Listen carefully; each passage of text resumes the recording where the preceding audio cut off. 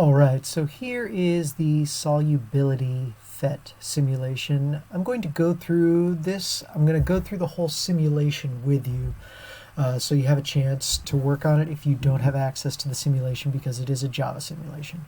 One thing that I might encourage you to think about being ready to do is being ready to pause this video so that you can get to work writing stuff down, because I'm not going to pause and write things down for you, but I will at least not everything. I might pause and write a couple of things, but I'm not going to fill it out for you. So think about pausing it as you go and keeping yourself ready. So we're going to think about sugar and salt for this first part. I'm probably going to break this video up into like 3 parts for the 3 parts of the simulation. So think about this. So we're going to use this simulation. We're going to think about sugar and salt and how they are different and how they are similar. We know they're both these white crystalline solids, and honestly, when I come across a tub that's got one or the other in my pantry, it's sometimes difficult for me. If I had to, I'd have to take a little bit and taste it to figure out whether it was sugar or salt. It's not super easy to tell at a glance. There are ways you can tell, but for me, usually if I don't know what it is, I'll take a quick taste. I wouldn't recommend doing that in all situations, but especially not in chemistry class, because it could be a different substance that is not healthy for you. But at home, trying to tell the difference between sugar and salt, that's a good way to do it. All right, so here's what we're going to do. We're going to first off do some open exploration. So I'm just going to open up the simulation here, and I'm going to do a few things with it. So I'm gonna, so I'll add some salt. Notice what happens. Okay, so I add some. I can remove the salt. I've got some things, some concentration up here. I can show the values.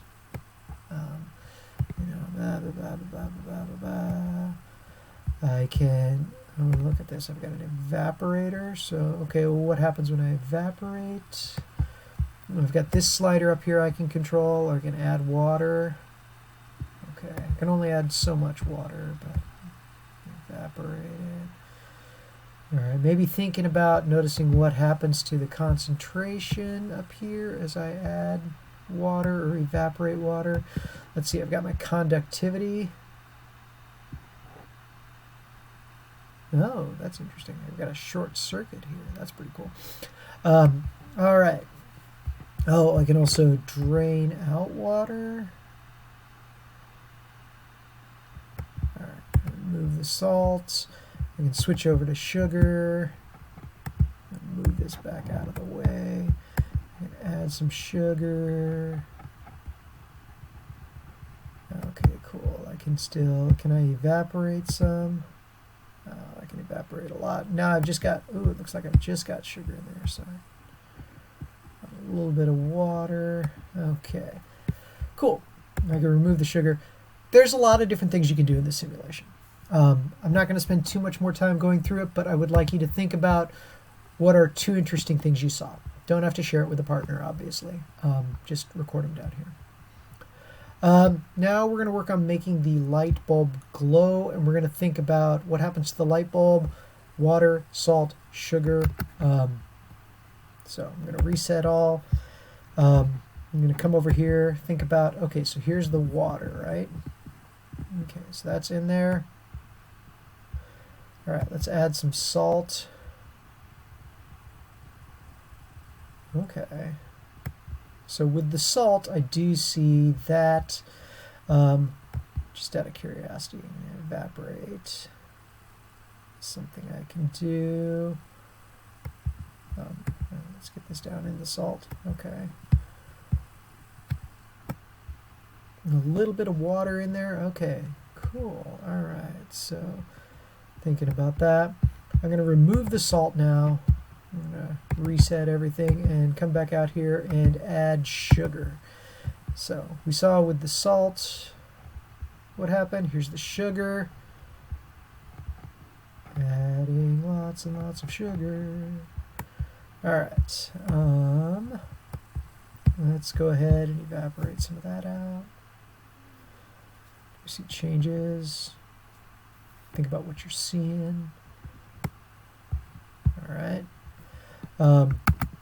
So think about filling in this table. Think about making the light bulb glow as brightly as possible. What did we do that made the light bulb glow as brightly as we could? If you're having trouble figuring that out, go back and look at what I did. Rewind a minute or so. Explore what happens to the sugar and salt solutions with the evaporation slider. So I kind of mentioned that, but think about that. One thing you can think about is the concentration up here as you do the evaporation. And then finally, I want you to classify things as either an electrolyte or a non-electrolyte. And a lot of you are probably familiar with the term electrolyte because you've probably seen a Gatorade commercial at some point in your life, or Powerade or something, you know, right? Talk about electrolytes. Get you what you need to help you recover from exercise. Here's the actual scientific definition of that word. An electrolyte is something that conducts electricity when added to the water. So it would make the light bulb glow. A non-electrolyte is something that does not conduct electricity when added to water. So the light bulb would not glow. So I want you to classify sugar and salt as either an electrolyte or a non-electrolyte. I'm going to go ahead and stop it there, and I'll come back and do a second video for the next part, part 3. All right.